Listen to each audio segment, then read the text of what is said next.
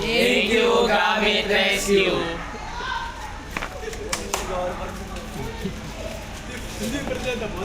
By Mac Lorento. Gusto, pupuntahan ko to minsan. Gusto ko yung ibang libro. Ay, iba Eh. pala hindi. Sige po.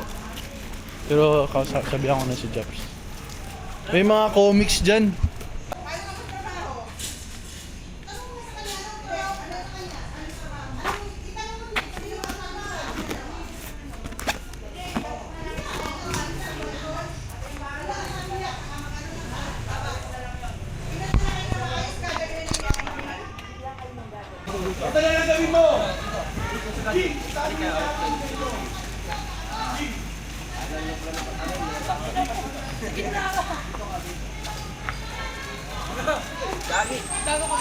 Natatanggal ba to? Natatanggal ba to? May sino sa gilid ako. Yan. Bibigay mo? Tanong nyo daw natatanggal ba to yung...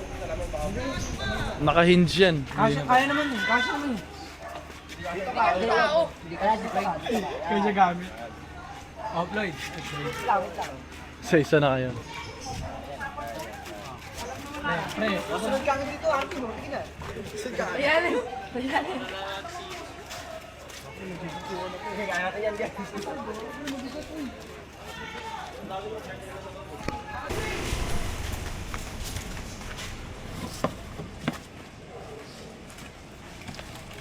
Bigat yan. Isa-isahin mo lang.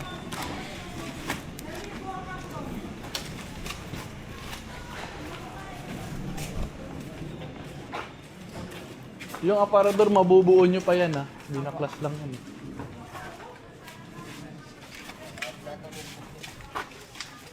Yung sopa na gagamit nyo props? Props po. Pinadala ko rin dito yan eh. Yung sino ba kumuha niya yung sopa niya.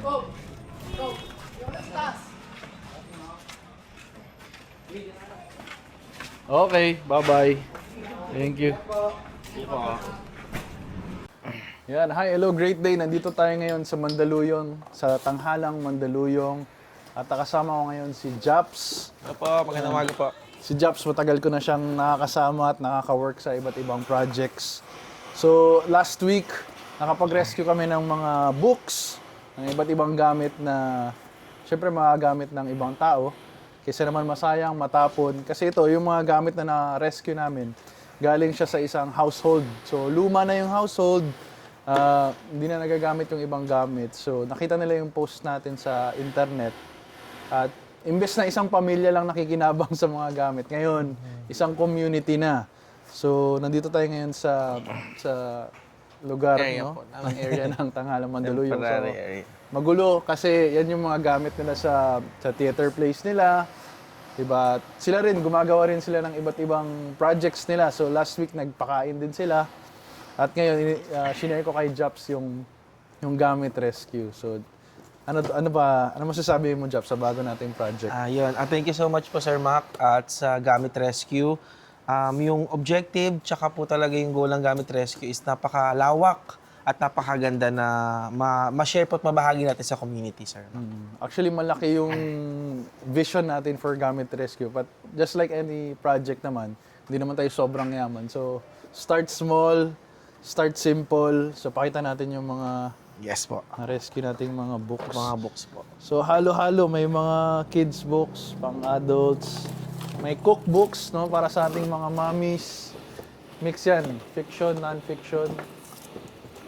Pero isa sa mga ano ko kasi, Japs, ang challenge ko, ang napapansin ko, maraming Pilipino ang actually hindi mahilig magbasa ng libro. Yes po. Ano tingin mo doon? Or tingin mo meron pa rin naman? Yes, tingin ko po, Sir, meron pa po. Kasi nung na nilabas namin siya, tinignan agad nila yung cover. Oo. Tapos may mga maming pumunta, nahanap nila yung, meron bang luto to, gumaganon. Kasi although malawak na po yung influensya ng mga platforms, Oo. may mga tao pa rin po talaga nakabase doon sa hard copy, Oo. nakabase doon sa kung ano yung visuals na nakikita nila. Ako rin po kasi personally, ganun po. So, mas gusto ko na may nakikita akong mga libro Kasi parang mas babalikan mo siya pag hindi mo malalobat, hindi yung ganun po. Pag nawala ng kuryente. Ako po ganun personally. Maganda po yung... Meron pa rin po talaga yung nakaka-capture natin na mahilig sa libro. Kasi ako, maiksi na talaga attention ko eh. So, hindi ako nakakabasa ng libro. Nakakabasa pa rin naman ako, pero kung may mas mabilis na way. Ito, sir.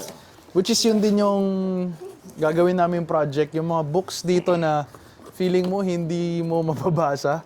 So gagamit tayo ng bagong technology para mapabilis. So yung summarization or we can have small activities na, di ba pag-usapan natin kung ano yung topic ng book, may sharing. So hindi lang person and book yung relationship, kundi person to person Para din. ma-check mismo. Yun yung mga dapat natin ibalik sa time ngayon.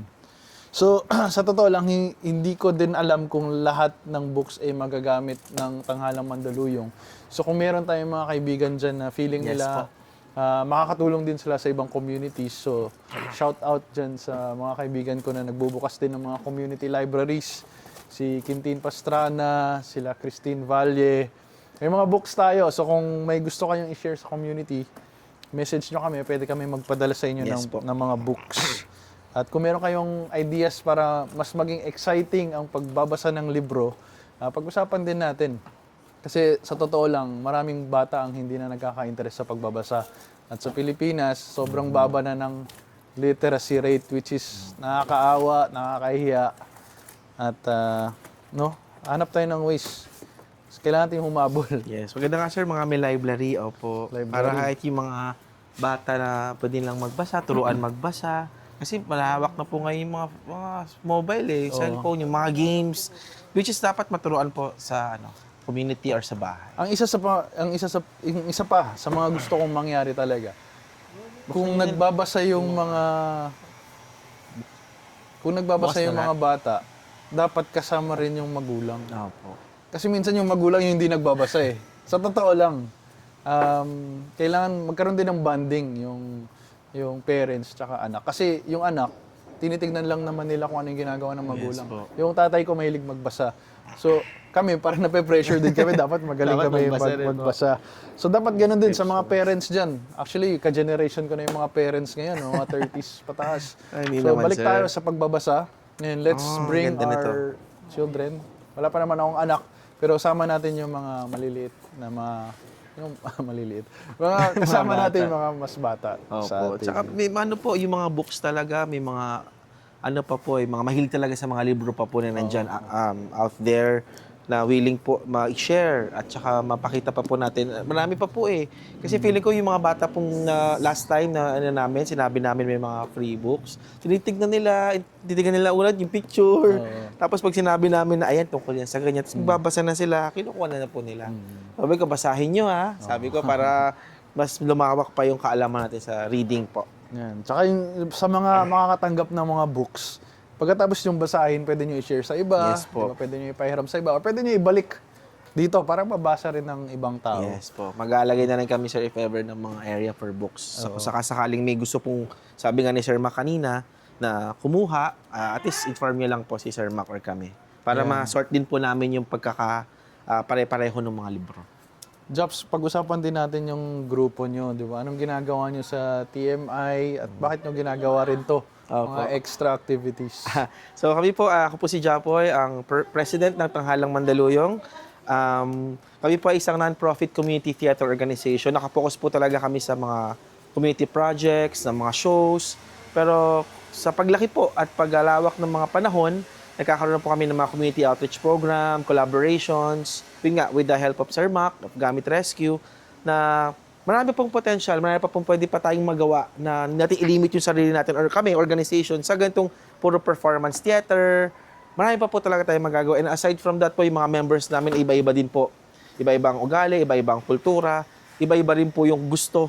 So, kaya lumalawak po yung mga proyekto namin kasi may mga project initiations po sila at initiative na pwede pa po naming magawa. Hindi lang po namin ilimit sa mga performances.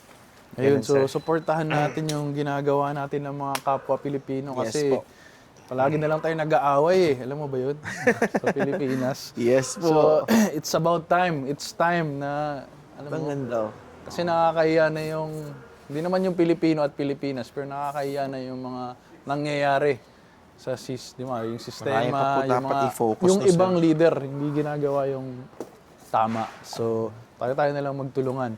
So again, sa Gamit Rescue, ayaw lang talaga namin na may nasasayang na gamit.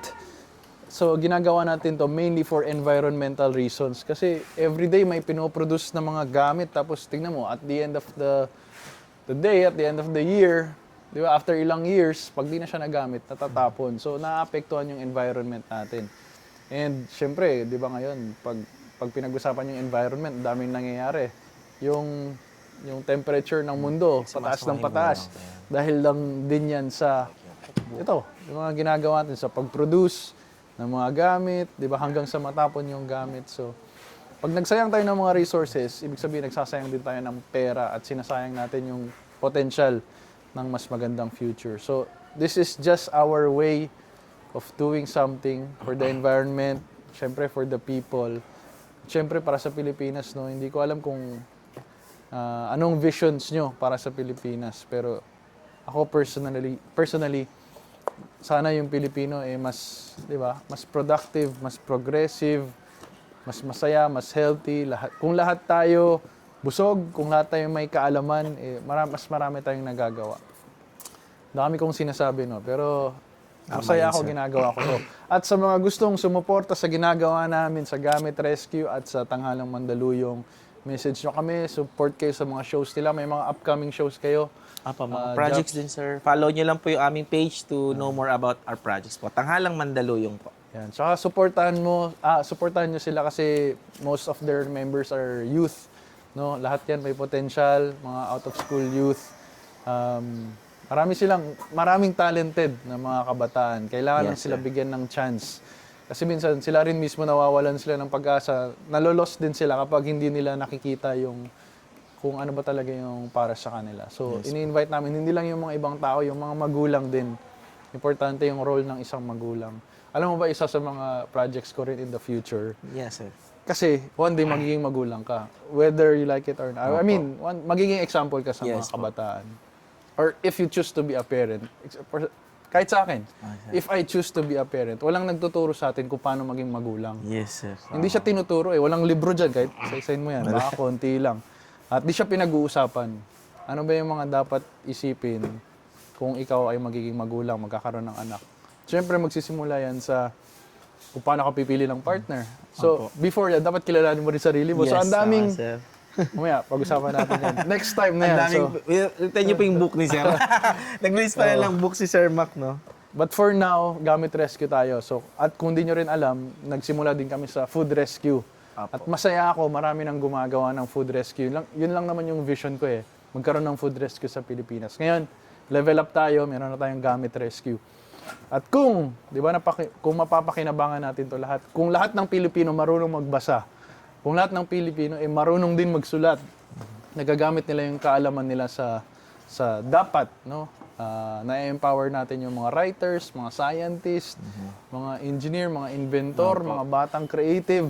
Imagine nyo kung anong klaseng Pilipinas meron tayo. Sobrang saya, di ba? Maayos yung mga sistema, maayos yung mga roads, ang daming spaces na pwedeng matuto, di ba? Hindi lang puro mall, hindi lang paulit-ulit, di ba? So, yan. So, sabayan nyo kami. Ito, mapupunta to sa maraming tao, maraming kabataan. At kung gusto nyo mag-support sa amin, again, message nyo lang kami. Lahat dyan, mga businesses, mga bahay, mga eskwelahan, mga department store, lahat tayo sama-sama para sa programang ito. At supportahan nyo kami sa lahat ng mga kaya ko. So, lahat ng mga kaya nyo. Lalo na sa mga mayaman. No? Mga mayaman individual na may mga maraming business, corporations. Hello, shout out po sa inyo. Tulungan nyo yung mga, yung ibang Pilipino. Dapat maging masaya din kayo sa kung anong meron kayo. At isipin nyo rin yung iba. Ang dami natin pwedeng pag-usapan, pero hanggang dito na lang muna tayo. Maraming salamat. Great day. God bless. Bye-bye. God bless po.